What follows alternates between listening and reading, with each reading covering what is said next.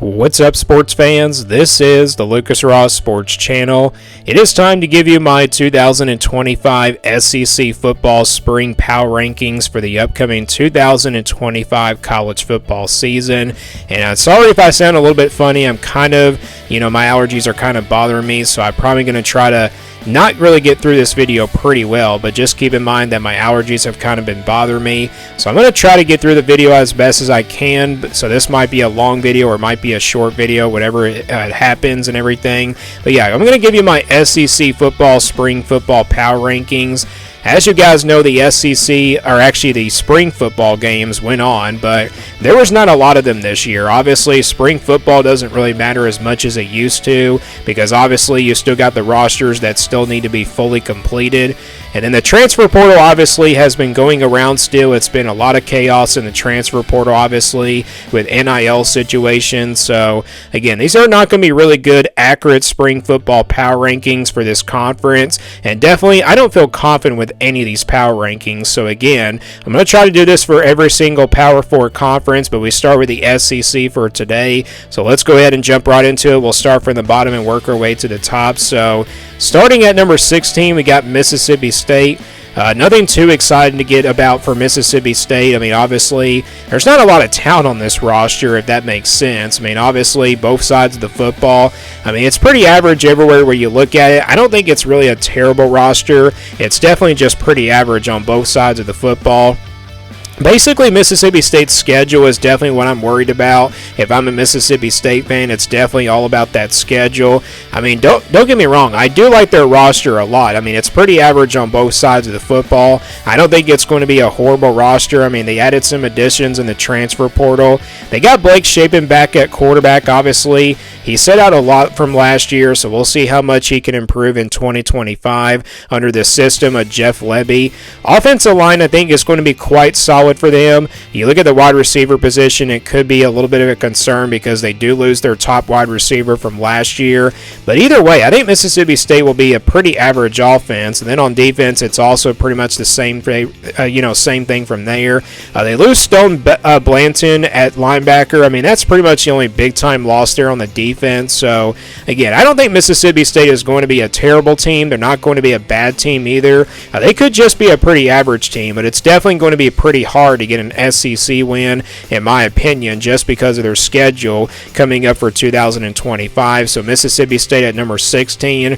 Number 15, we got Kentucky. The Wildcats added a lot of pieces in the transfer portal on both sides of the football. Obviously, the quarterback position, they got a transfer coming in at the FCS level and also a transfer at the running back position. So, yeah, that's good news there. But the offensive line is kind of a concern for me for Kentucky.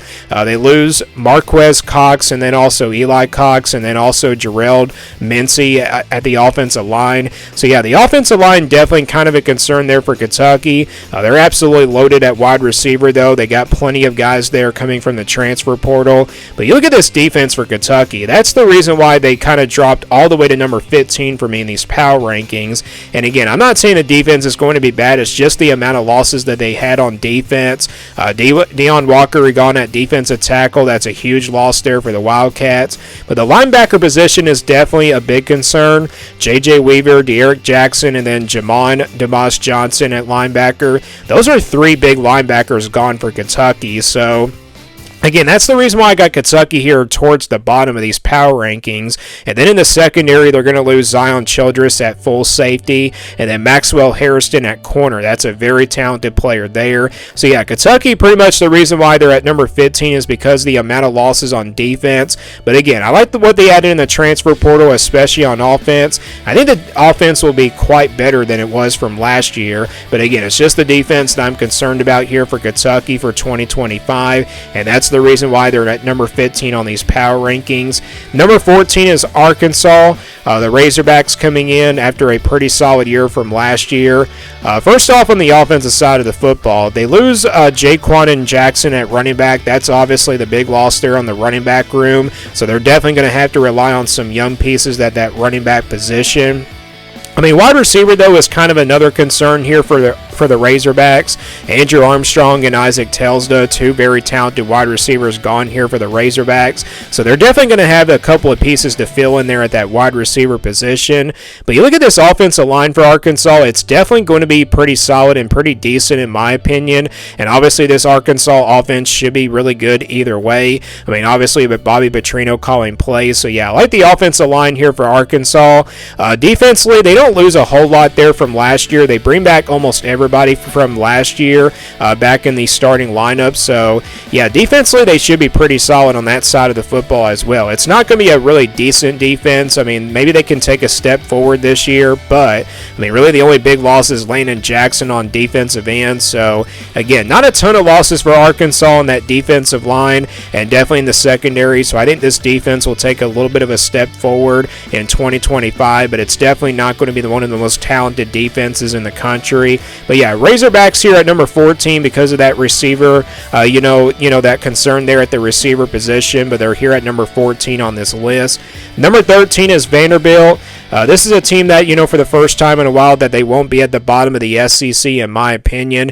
And really, Vanderbilt doesn't lose a whole lot from last year. They bring back Diego Pavia, of course, at quarterback. They also bring back Cedric Alexander at running back. So you got your two big-time, guys at the running back and quarterback position returning from last year. Offensive line, I think, is going to be pretty solid. The receiver could be a little bit of concern. I mean, they do lose some, receivers there from last year, but I think they'll be just fine there. I mean, if they can find some transfers to kind of fill those pieces in at receiver, then they'll definitely be just fine. But defensively, there was a couple of really good players in the secondary. DeRicky Wright at safety and then C.J. Taylor also at safety. So I think the safety position in the secondary is definitely a concern here for Vanderbilt, and that's kind of the reason why they're kind of here at number 13 instead of being a little bit higher. If those guys were returning for Vanderbilt, they probably would be at number 12 or maybe at number 11 on this list. Again, I don't want to go too far with Vanderbilt for a team that was pretty solid last year and making it to a bowl game, but can they do that what they did from last year? That's obviously going to be a pretty big challenge. But again, I like the offense for this Vanderbilt team. They're going to be pretty solid there with Diego Pavia and Cedric Alexander both back at the 1-2 punch in those positions at quarterback and at running back, and that's how Vanderbilt ended up being at number 13 on this list. Moving on to number 12, it's Missouri. This is a team that I don't think it will be really as good as they've been in the last couple of years. You look at Missouri's offense, that's definitely going to be a big concern here for the Tigers. Brady Cook is gone at quarterback, but the receiver position definitely is a big concern here for Missouri. They're going to lose Luther Burden, their top wide receiver in the last few years, and then Theo Weiss Jr. also at wide receiver is gone. So they definitely going to have some holes to fill in that receiver position, which I think they can do that. But yeah, Missouri, those two guys are going to be big losses there on the offensive side of the football. They do lose a pretty talented offensive lineman there at right tackle as well. I'm not really concerned about the offensive line, though. I think the offensive line and the running back position will definitely be okay. Defensively, though, that's where they're stacked. The defense really should be good for Missouri. That's kind of why they're a little bit high on this list, but they're just outside the top 10 with the amount of losses that they had at, offensively on the offensive side of the football. But I like this defense for Missouri. I don't think it's going to be really a great defense, but I think it will be a decent defense, and it could be a defense that could be ranked inside the top 25 for the defenses in the country. So yeah, that's definitely the strength of this Missouri team, but again, the wide receiver position definitely is a big concern for Missouri, and then definitely the quarterback is definitely going to be hard to replace Brady Cook at that quarterback position. So Missouri here at number 12, moving on to number 11. We got Oklahoma. I kind of expect Oklahoma to be a little bit better this year, especially on the offensive side of the football. You look at the quarterback position. I mean, obviously they're going to have to replace Jackson Arnold, which I don't think is a huge loss for Oklahoma. They got in a transfer coming in from the transfer portal at quarterback, so we'll see how good he's going to be. And really, you look at this offense for Oklahoma, not a lot of losses on the offensive side of the football. I mean, offensive line could be a little bit of concern because they were not great there last year. Wide receiver, though, they're pretty stacked there. They're not really a talented wide receiver group, but it's still good enough. And I think this offense for Oklahoma is going to be about pretty solid, and then also maybe decent at the same time. And then you look at the defense for Oklahoma. They do lose some key pieces on every position except for cornerbacks. They got plenty of weapons on defense. You look at Ethan Downs, though, at defensive end. That's a pretty big loss there for Oklahoma's defense. And then Danny Stutzman gone at linebacker. And then Billy Bowman Jr. gone at safety. That's also kind of a big other loss. But Brent Venables, this defense knows how to get it done. I mean, obviously, he'll definitely reload on the defensive side of the football. And I do expect Oklahoma to be like a top 10 defense in 2025. So Oklahoma here at number 11, moving on to the top 10 now. At number 10, I got Auburn. This is another team just like Oklahoma. I expect to be very good this year and definitely a lot improved from where they were from last year. They absolutely, loaded in the transfer portal. I mean, offensively, you look at the offensive side of the football. Of course, Jackson Arnold coming in at quarterback. I think he really fits into the system pretty well for Hugh Freeze. But you look at Jarquez Hunter, that's a big loss there at running back. And then Keandre Lambert-Smith, their top receiver from last year, is also gone. But that's not really a big deal for Auburn. I think they'll be just fine on the offensive side of the football. The offensive line looks like it's going to be a lot improved from where they were from the last couple of years. Defensively, they don't lose a whole lot there either. They added some additions in the transfer portal as well. I don't think the defense, though, will be like really great for them. I think it will just be probably solid or maybe decent somewhere in that particular, defense of kind of, good or even bad or anything. But yeah, defensively, they lose Jalen McLeod. I mean, that's a pretty big loss there at linebacker. But really, they don't lose quite a lot there on the defensive side of the football. So yeah, Auburn definitely should be improved from where they were last year with the additions that they had in the transfer portal. And definitely the hype for this team is definitely there for them. And I don't really want to go too far with Auburn just yet. But this team could probably be in the top 25. You never know for 2025 with this Auburn team for this upcoming season. But as of right now, I do got them at number 10 on these power rankings. Number 9 is Ole Miss. This is another team just like Missouri. I don't really know how good of a team that they'll be compared to last year because of the amount of losses that they had on both sides of the football. First off, on the offense, Jackson Dart, of course, the big loss at quarterback. Austin Simmons, we'll see how good he is at the quarterback position. But it's mainly the receiving and the tight end position that I'm concerned about for Ole Miss. Caden Prekiston gone at tight end, Jordan Watkins, and then Antoine Wells Jr., and then Trey Harris all gone at wide receiver. These are really 3 talented receivers for Ole Miss that they lost, but they'll definitely have some holes to fill in. I mean, obviously the transfer portal definitely favors Ole Miss every year, and Lane Kiffin knows how to get it done there. So again, the receivers is definitely what I'm concerned about, but I'm not really concerned about this offense overall for Ole Miss. They definitely should be okay on both, on that offensive side of the football. Defensively, I think they'll have actually a pretty solid secondary. It's not going to be as good as it was from last year. The defensive line, though, they lost quite a bit there from last year. Jared Ivey gone at defensive end. J.J. Pegas gone at nose tackle. Walter Nolan gone at defensive tackle. And then Pritzley Amalian, I guess that's how you pronounce his name, at defensive tackle as well. So, yeah, they lose all 4 of those players on the defensive line. That is definitely a major concern if I'm an Ole Miss fan. So I don't think the defense will probably be as good as it was from last year, but still, this is an Ole Miss team that will definitely reload in the transfer portal. But as of right now, based off of the talent that they lost from last year, that's how they ended up being at number 9 here on this power rankings list. Moving on to number 8, we got Texas A&M at number 8. The Aggies don't really lose a whole lot on the offensive side of the football. You got Marcel Reed back at quarterback. Obviously, that's a big story there. We saw how good he was at the quarterback position. He was definitely a great runner. That's definitely the strength of this game. Offensive line, I think, is going to be pretty decent for them. The wide receiver room, I mean, they lost some key players there, but I think they'll be definitely fine. This team has got some talent on the offensive side of the football where they should be like a decent enough offense. I mean, it's not going to be the most explosive offense in the country, but it definitely will be good enough. So Texas A&M, I'm not really concerned about either position on the offensive side of the football. Defensively, though, the secondary I think will be pretty good for them, but the defensive line, that's definitely the main concern in my opinion here for this Texas A&M team. They'll lose Nick Scroton and then Shamir Turner and then also Shamir Stewart, so a couple of Shamirs gone there on the defensive line. So yeah, that's kind of the concern I had for Texas A&M for 2025. But either way, I think Texas A&M will be a pretty talented team. They should be absolutely a dark horse contender in the SEC as of right now for 2025. Number 7 is Florida. Of course, we saw Florida last year being a surprise team in 2024. They once again have a pretty tough schedule, but you got a pretty good quarterback in DJ Lagway that's already proven that he belongs in this Florida offense, a system, and then he also belongs in this conference. So yeah, DJ Lagway, it's really going to come down to him, basically how he does as a full-time starter this upcoming season for 2025.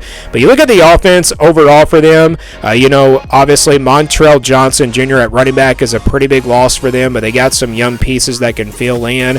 Brandon Crenshaw Dickinson gone at offensive line, but the offensive line I think will be pretty decent. And then you lose a couple of really good receivers in Elijah Badger and then Shamir Dyke. So the wide receiver position could be a concern here for Florida. But I think either way, the offense will be really good under DJ Lagway. It should be a pretty decent offense if I'm not mistaken. Defensively, though, they don't lose quite a bit there either. Cam Jackson gone at defensive tackle. That's a pretty big loss there on the defensive line. I think the defensive line will be just fine. And then same thing with the secondary. They're going to lose Jason Marshall Jr. at corner. But I do like this Florida secondary, and I also like the Florida defense overall. The linebacker room is pretty stacked for them as well. So not really a ton of losses on that defensive side of the football. So yeah, both sides of the football, I think Florida will actually be a pretty decent team. And this is a Florida team that could become like a top 25 team in the preseason for 2025. Moving on to number 6, we got South Carolina. South Carolina is another team that surprised a lot of people from last year. Offensively, you look at North Sellers, we saw how good he was at the quarterback position. But you look at that running back position, Raheem Sanders is gone at running back. That's obviously a big concern there for South Carolina. So they'll definitely have some young pieces at that running back position. But the rest of the offense doesn't look quite as bad for South Carolina. Offensive line you can say is a bit of a concern, and then same thing with wide receivers. But these guys were not really talented last year. But I think the offensive line and the wide receivers will be definitely fine for South Carolina, and I think this will be a really talented offensive team. I think the running back, again, is probably a concern for South Carolina, but I think, Lenore Sellers running the football is definitely going to help out this running game a little bit for South Carolina. And the passing game definitely will probably be a big area where they can definitely make a big jump in. So South Carolina here, the offense doesn't really concern me. Defensively, though, I'm concerned about the defensive line, and especially also the linebackers. Kyle Kennard, though, gone at defensive end. Tonka Hemingway gone at defensive tackle, and then TJ Sanders gone at defensive tackle as well. So yeah, they definitely have some holes there to fill in on the defensive line. And then you look at the secondary. Demetrius Knight Jr., a pretty talented linebacker, is pretty gone, and then they lose a couple of guys in the secondary as well. So, yeah, South Carolina definitely going to have some pieces to fill in on the defensive side of the football, which I think they will. They added some additions in the transfer portal already. So, yeah, South Carolina definitely is a team to keep an eye on both sides of the football, especially on the offense, in my opinion. But, again, that defense, it's going to really come down to them. But, yeah, South Carolina here at number 6 because of the amount of losses that they had on defense. That's what's really keeping them out of the top 5. So let's go to the top 5 now. We got Tennessee at number 5. First off, offensively for Tennessee, we know that Nico Maliava, of course, transferred away. But actually, they got a transfer quarterback in UCLA coming. So that's big news for Tennessee. So now you got some options there at quarterback. You got a couple of young quarterbacks, and then you got that guy coming from UCLA. Obviously, Dylan Sampson at running back is a huge loss for Tennessee. So I think the running back position definitely is going to be probably young for this team. And then also you look at the wide receiver position. Brew McCoy and Deontay Thornton Jr., those are two really talented receivers that they'll lose. So yeah, this offense looks like it's going to lose quite a bit. The offensive line doesn't look like it's a major concern, though. Offensive line, they lose some key players. Cooper Mays definitely is a key player, but I think this Tennessee offense actually should be fine. I'm not really concerned at all. Josh Heupel knows how to get it done with his offensive background. Now, defensively, I'm concerned about the defensive line for Tennessee. Defensively, they're going to lose, Elijah Simmons, Amar Noman Lott, and then also James Pierce Jr. That's a big loss there at left end. James Pierce Jr. is definitely a first-round NFL draft pick, and that's definitely a big loss there for Tennessee's defense. And this was a team that could stop the run pretty well from last year. And then you look at the secondary, I think Tennessee's actually going to have a pretty decent secondary. It's not going to be the most talented, secondary in the country, but it still would be good enough. So, yeah, Tennessee here at number 5 because of that secondary and then also the addition in the transfer portal with the quarterback. That's the reason why Tennessee landed here at number 5. Moving on to number 4, we got Alabama. Alabama, I'm kind of expecting them to improve a little bit under Kalen DeBoer. Last year definitely was kind of a start for him, but this year he absolutely has a pretty good, pretty talented Alabama team coming up. You look at the offensive side of the football, of course, Jalen Milroe will be replaced at quarterback, but I think Ty Simpson is going to be the guy for Alabama, if that's going to be my correct prediction or not. But they do got plenty of options at quarterback. And then you look at the tight end position, that's probably the one area I'm concerned about the Alabama offense for. Robbie Otus gone at tight end and C.J. Dupree gone at tight end as well. So, yeah, those are two big losses there on the tight end position. And then they lose Tyler Booker at offensive line, but I look at this offensive line for Alabama. It looks like it's going to be a lot better this year, and it's definitely going to be an Alabama offensive line that could be dangerous. And then you look at the receiver position. They are absolutely loaded there at wide receiver. Ryan Williams, of course, the big receiver from last year returning, and then you got a couple of other options there at wide receiver as well. So this Alabama offense is definitely, I think, going to be pretty explosive for 2025. But then you look on defense for Alabama. They do lose like a couple of good linebackers in Q Robinson and Jahad Campbell. Those are big losses there for Alabama, but they'll have plenty of depth, and that's what Alabama's really known for. They do reload every year because of the talent that they have on their roster. So, yeah, I'm not concerned about the Crimson Tide here. I mean, the offense, I think I would definitely be concerned about the tight end position, and then on defense, I would probably be concerned about the linebacker spot. But either way, I think Alabama's going to be just fine on both sides of the football, so that's how they landed here at number 4 on this list. Moving on to number 3, LSU at number 3. I know a lot of people are saying that LSU is really pretty much overrated for 2025, but look at all the transfers that they've added in. I mean, that's obviously the big story for LSU this year. The amount of transfers that they have coming in from the portal and everything. Yeah, Brian Kelly knows how to get it done in the transfer portal. That's the reason why I got LSU here at number 3. Now, I don't think LSU is a contender. Like, I don't think they'll probably be a top contender that could probably challenge maybe Georgia or Texas in the SEC, but they can probably try to. But they got Garrett Nussmeier back at quarterback. We've seen him good at times and then sometimes bad. But you look at the offensive line. That is one area where I'm concerned about for LSU. They lost a whole lot on the offensive line. Will Campbell gone, Miles Frazier gone, Mary Jones gone, and then Mason Taylor, gone at tight end. That's another area where you can be concerned at. So, yeah, the offensive line and tight end position for LSU could be an area of concern for LSU. But either way, this team absolutely loaded in the transfer portal. And then on defense, they don't really lose a whole bunch. I mean, they're going to lose a couple of guys at defensive end, Savon Jones and Braden Swinson, and they lose Zy Alexander at corner, but I think this defense actually has a chance to be pretty good for LSU once again for 2025.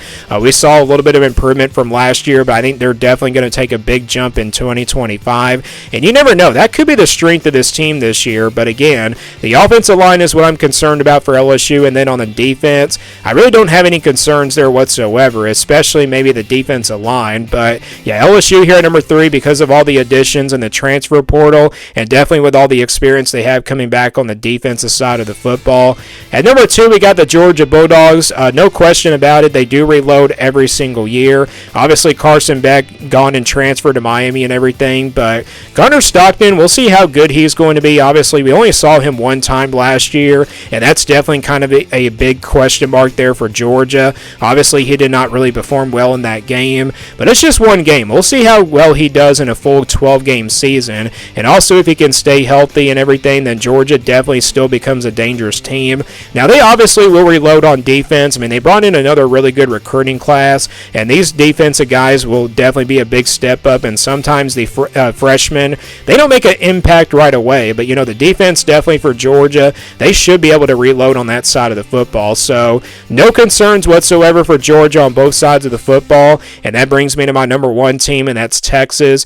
I think as of right now, Texas is probably the favorite in the SEC. I mean, I know they do lose a whole lot from last year as well, but So does Georgia, but both of these teams are just pretty even in my opinion. They reload every single year, it seems like. You look at the quarterback, though. I think Arch Manning is a slightly better quarterback than Gunnar Stockton. I mean, we've seen Arch Manning already be like that really good quarterback and everything. I mean, he can run the football sometimes and then also can throw the football really good downfield. If he can stay healthy, then Texas definitely becomes the favorite in the SEC in my opinion. And plus, they do have a favorable schedule pretty much in the SEC and everything. They do got to play Georgia, but that's about it. I mean, obviously, that's on the road and everything. But yeah, Texas, I do like their roster and everything, even though it's kind of a younger roster compared to last year. But still, I mean, this Texas team has still got some talent on the roster, and that goes for the same thing for Georgia. So I think as of right now, Texas definitely is my spring football #1 team heading into the spring season for 2025.